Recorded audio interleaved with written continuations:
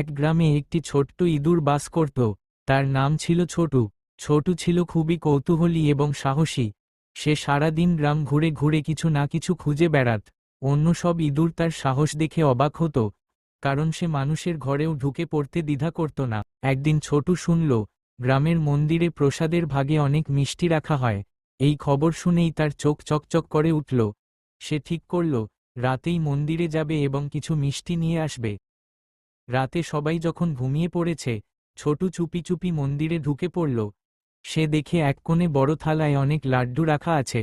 সে লাফ দিয়ে একটিতে কামড় বসাল, কিন্তু সেই মুহূর্তেই একটি ছোট খাঁচা তার ওপর পড়ে গেল। ছোটু আটকে পড়ল। সকালে পুরোহিত এসে দেখে এক ইঁদুর ধরা পড়েছে। সে মুচকি হেসে বলল, এই তো চোর ধরা পড়েছে। কিন্তু পুরোহিত দয়ালু ছিলেন। তিনি ছোটুকে ছেড়ে দিলেন এবং বললেন, পরের জিনিস চুরি করা ভালো নয়। ছোটু তখন বুঝল, অন্যের জিনিস না জেনে নেওয়া ঠিক নয়। সে মন্দির থেকে বেরিয়ে নিজের গর্তে ফিরে এল।